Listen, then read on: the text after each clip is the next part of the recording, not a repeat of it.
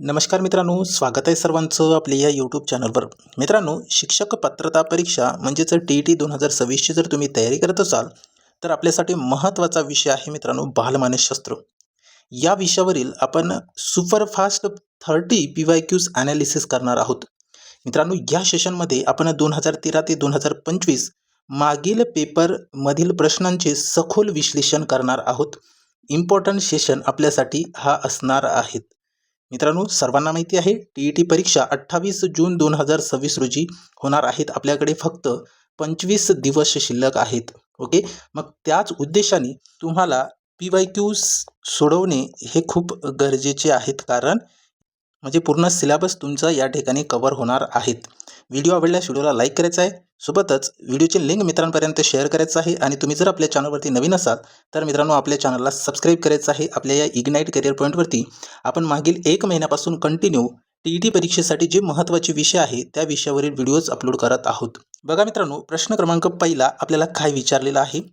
वाढीच्या म्हणजे ग्रोथच्या संदर्भात खालीलपैकी कोणते विधान अचूक आहे असा प्रश्न केलेला आहे. म्हणजेच आपल्याला बरोबर या ठिकाणी विधान ओळखायचं आहे.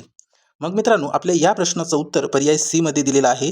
वाढीचे थेट मापन करणे शक्य असते. मग याच्यामध्ये बघा, आपले जेवढे काही डाऊट आहे ते विश्लेषणामध्ये क्लिअर होऊन जाणार आहेत.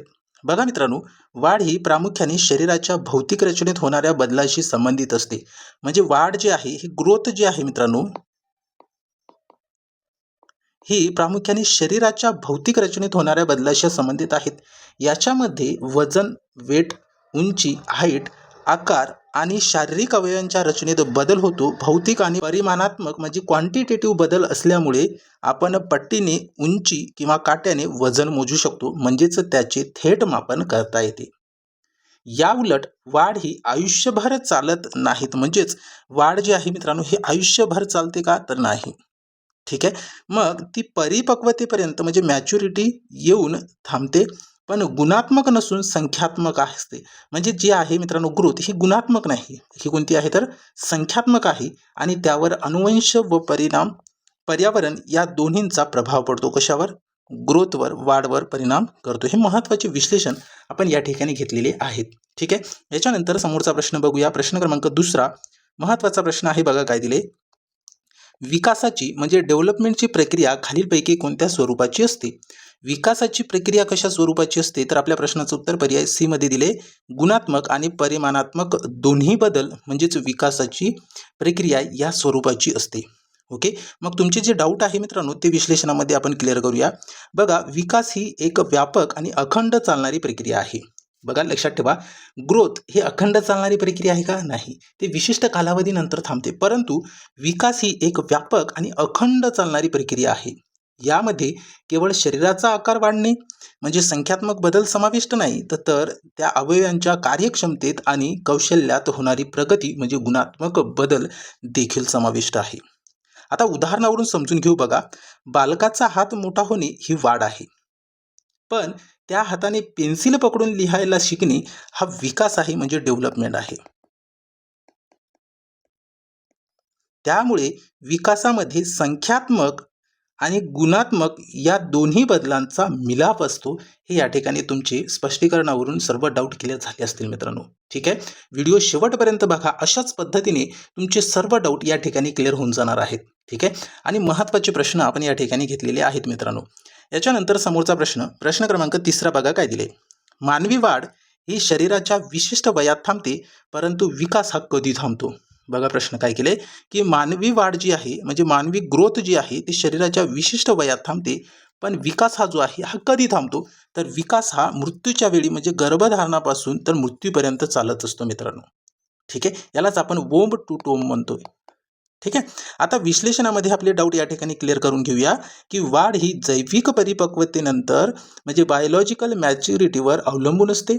व्यक्ती एका विशिष्ट वयात साधारणपणे 18 ते 21 वर्ष आली की तिची उंची आणि हाडाची वाढ थांबते, परंतु विकास ही गर्भ ते थडगे म्हणजे ओम टू टोम चालणारी एक अखंड प्रक्रिया आहे.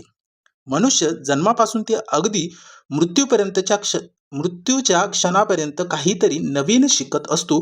त्याचे अनुभव समृद्ध होत असतात आणि मानसिक, सामाजिक व भावनिक बदल होत राहतात. यामुळे विकास हे कधीही थांबत नाहीत. हे या ठिकाणी तुमचे सर्व डाऊट क्लिअर झाले असतील मित्रांनो. ठीक आहे, चला समोरचा प्रश्न बघूया. प्रश्न क्रमांक 14 काय दिलेला आहे बघा, स्क्रीनवरती आपल्याला दिसतोय. बालकाच्या वर्तनात आणि कार्यपद्धतीत होणाऱ्या प्रगतिशील बदलाला काय म्हणतात? बघा, बालकाच्या वर्तनात आणि कार्यपद्धतीत होणाऱ्या प्रगतिशील बदलाला काय म्हणतात? तर आपल्या प्रश्नाचं उत्तर पर्याय बी मध्ये दिले की विकास म्हणजेच डेव्हलपमेंट. हे बालकाच्या वर्तनात आणि कार्यपद्धतीत होणाऱ्या प्रगतिशील बदलाला विकास असे म्हणतात, डेव्हलपमेंट असे म्हणतात. ओके, मग आता तुमचे जे डाऊट आहे ते आपण विश्लेषणामध्ये क्लिअर करूया. बघा काय दिले, विकास म्हणजे केवळ वय वाढणे नव्हे, तर वर्तनात होणारा प्रगतिशील म्हणजे प्रोग्रेसिव्ह, क्रमबद्ध, ऑर्डरली आणि सुसंगत म्हणजे कोहेरंट बदल होय. प्रगतिशील बदल याचा अर्थ असा की हे बदल बालकाला मागे नेणारे नसून ते पुढे नेणारे आणि अधिक कार्यक्षम बनवणारे असतात. बालकाच्या शारीरिक, मानसिक, बौद्धिक आणि भावनिक क्षमतांमध्ये होणारी सुधारणा म्हणजे विकास होय. आता तुम्हाला समजलं असेल मित्रांनो की नेमका विकास म्हणजे काय. तर बालकाच्या शारीरिक, मानसिक, बौद्धिक आणि भावनिक क्षमतांमध्ये जी होणारी सुधारणा आहे त्या सुधारणेलाच विकास म्हणतात, म्हणजेच डेव्हलपमेंट आपण या ठिकाणी लक्षात ठेवायचं आहे. क्लिअर झालं? महत्त्वाचे आपण या ठिकाणी स्पष्टीकरण घेत आहोत. तर आता याच्यानंतर समोरचा प्रश्न बघा, प्रश्न क्रमांक 5 काय दिले, खालीलपैकी कोणते क्षेत्र विकासाच्या अंतर्गत येते परंतु वाढीच्या अंतर्गत येत नाही? कोणता क्षेत्र आहे ते विकासाच्या अंतर्गत येते परंतु वाढीच्या अंतर्गत येत नाही? तर आपल्या प्रश्नाचं उत्तर पर्याय सी मध्ये दिले की नैतिक आणि सामाजिक जाणीव निर्माण होणे. या ठिकाणी विश्लेषणामध्ये आपले पॉईंट क्लिअर करू की उंची, वजन आणि हाडांचा आकार हे सर्व बदल शारीरिक आणि परिमाणात्मक आहे, ज्यांचा समावेश थेट वाढ या संज्ञेत होतो.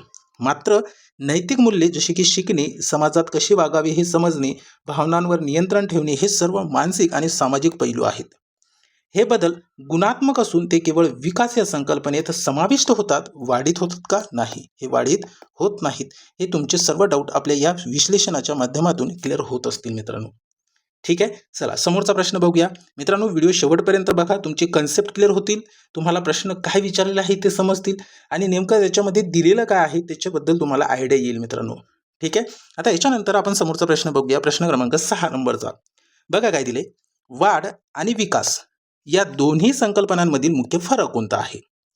वाढ, ग्रोथ, विकास, डेव्हलपमेंट या दोन्ही संकल्पनांमध्ये काय फरक आहे ते आपल्याला या ठिकाणी प्रश्न विचारलेला आहे. बघा मित्रांनो, या प्रश्नाचं उत्तर आपल्याला पर्याय बी मध्ये दिले की वाढ ही संख्यात्मक तर विकास हा प्रामुख्याने गुणात्मक असतो. म्हणजे वाढ जी आहे मित्रांनो ही संख्यात्मक आणि विकास हे जे आहे मित्रांनो हे गुणात्मक. या दोन्ही संकल्पनांमधील मुख्य फरक आहेत. ठीक आहे, मग आता विश्लेषणामध्ये आपले पॉईंट या ठिकाणी क्लिअर करून घेऊ. बघा, वाढ ही केवळ शारीरिक बदलापुरती मर्यादित असल्याने ती संख्यात्मक म्हणजे क्वांटिटेटिव्ह असते. आपण ती आकड्यात मोजू शकतो म्हणून संख्यात्मक आहे, जशी की वजन, त्याच्यानंतर उंची, हे आपण संख्यात्मक म्हणू शकतो. याला वजन म्हणजे आपण किलोग्रामने मोजतो, संख्यात्मक आहे. उंची हे पण संख्यात्मकच आहे, बरोबर. मग विकास हा जो आहे हा अंतर्गत स्वरूपाचा कार्यक्षमतेशी संबंधित असल्यामुळे तो गुणात्मक म्हणजे क्वालिटेटिव्ह असतो. विकास ही व्यापक संकल्पना आहे आणि वाढ हा विकासाचाच एक मर्यादित भाग आहे. क्लिअर झालं? आता आपल्याला या ठिकाणी वाढ आणि विकास या दोन्ही संकल्पनांमधील फरक हे विश्लेषणावरून समजलं असेल मित्रांनो. ठीक आहे, चला समोरचा प्रश्न बघूया. प्रश्न क्रमांक 7 नंबरचा काय दिले बघा, महत्त्वाचा प्रश्न आहे. बालकाच्या मानसिक क्षमतेचा विकास जसे की विचार करणे, तर्क करणे आणि समस्या सोडवणे हा विकासाच्या कोणत्या पैलूशी संबंधित आहे? बघा, बालकाचा जो मानसिक क्षमतेचा विकास आहे जसे की विचार करणे, तर्क करणे आणि समस्या सोडवणे हा विकासाच्या कोणत्या पैलूशी संबंधित आहेत? तर मित्रांनो या प्रश्नाचं उत्तर पर्याय सी मध्ये दिले, बोधात्मक, याला ज्ञानात्मक विकास म्हणतो आपण. इंग्रजीमध्ये लक्षात ठेवा, कॉग्निटिव्ह डेव्हलपमेंट. ओके, मग आता विश्लेषणामध्ये बघा आपले पॉईंट या ठिकाणी क्लिअर करू की बोधात्मक किंवा ज्ञानात्मक विकास म्हणजे मेंदूच्या आणि बुद्धीच्या कार्यक्षमतेशी संबंधित असलेला विकास. यामध्ये बालकाची स्मरणशक्ती, विचार करण्याची प्रक्रिया, कल्पनाशक्ती, तर्क लावण्याची क्षमता आणि समस्याचे निराकरण करण्याचे कौशल्य यांचा समावेश होतो. जीन पियाजे यांनी या संदर्भातील सिद्धांत मांडलेला आहे. म्हणजे ज्ञानात्मक विकास, कॉग्निटिव्ह डेव्हलपमेंट हा यावरती सिद्धांत कोणी मांडला तर जीन पियाजे यांनी मांडला आहे. यांनी विकासाचे 4 टप्पे सांगितलेले आहे मित्रांनो. याच्यामध्ये विकासाचे किती टप्पे सांगितले? 4 टप्पे सांगितलेले आहेत. 4 स्टेजेस आपल्याला यावरती प्रश्न येऊ शकतात.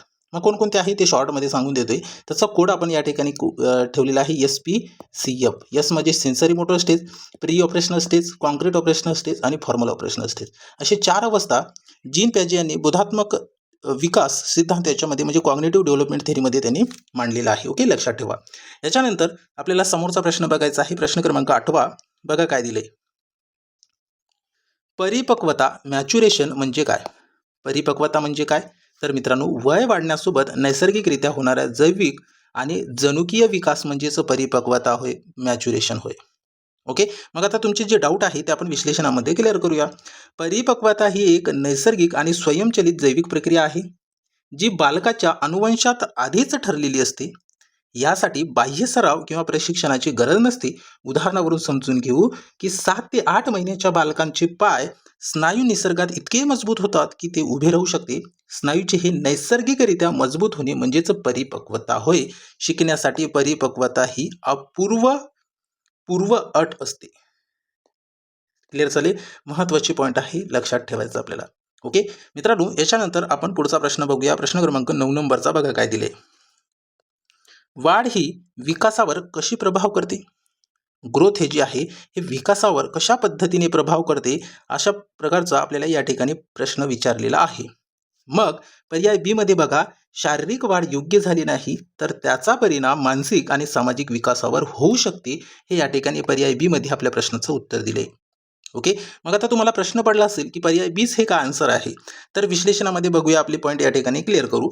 मानवी व्यक्तिमत्वाचे सर्व पैलू एकमेकाशी आंतरसंबंधित म्हणजे इंटरकनेक्टेड आहेत.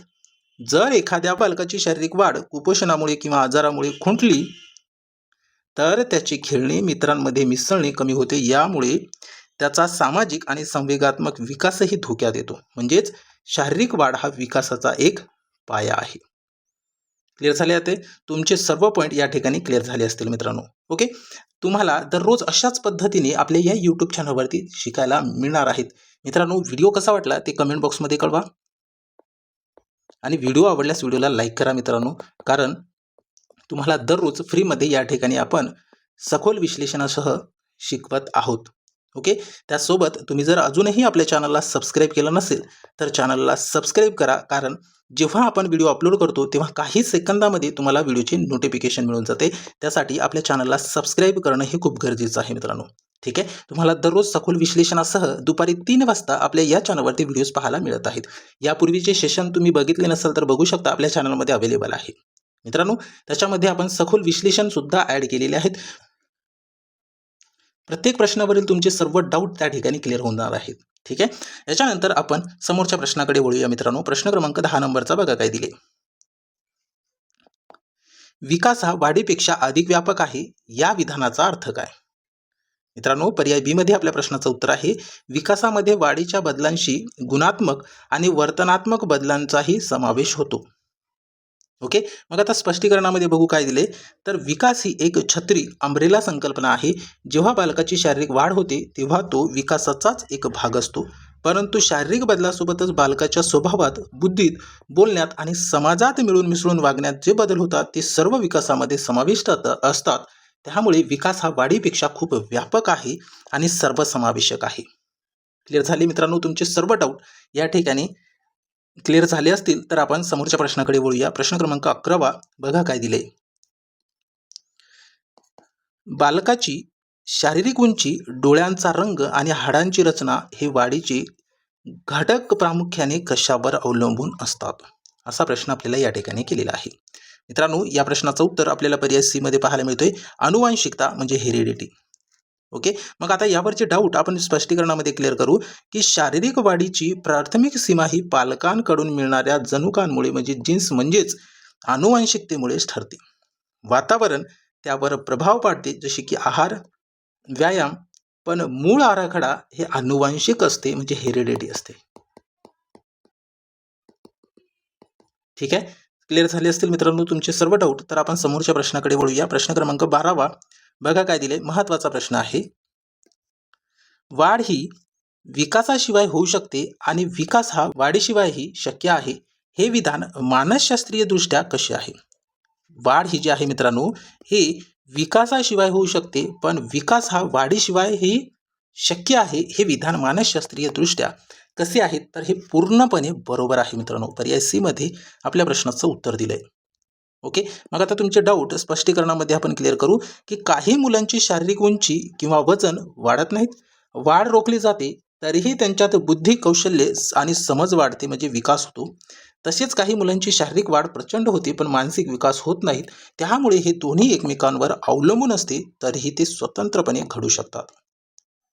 क्लिअर झालं? ठीक आहे, चला समोरच्या प्रश्नाकडे वळूया. प्रश्न क्रमांक 13. मित्रांनो, आपण या ठिकाणी हा क्लास फक्त रिव्हिजनसाठी रेकॉर्ड करत आहेत, कारण तुमचं पूर्ण सिलेबसवरती अभ्यास झालाच असेल. मग त्याच ऑल सिलेबसवरती जर तुम्ही PYQ सोडवलं मित्रांनो, तर तुमचे काय होतात? प्रॅक्टिस होतात, तुम्हाला फास्ट प्रश्न सोडवण्याची त्या ठिकाणी आयडिया येते. ठीक आहे, त्यासाठी आपण आपल्या या यूट्यूब चॅनलवरती ऑल सिलेबसवरचे जे महत्त्वाचे टॉपिक आहे त्या टॉपिकवरती PYQs आपण या ठिकाणी घेत आहोत. ओके, आता याच्यानंतर आपण प्रश्न बघूया. प्रश्न क्रमांक 13 बघा काय दिले की बालकाच्या अंतःस्रावी ग्रंथीमधून म्हणजे इंडोक्राईन ग्लँड स्रवणारी संप्रेरके हार्मोन्स प्रामुख्याने वाढीच्या कोणत्या प्रकारावर नियंत्रण ठेवतात?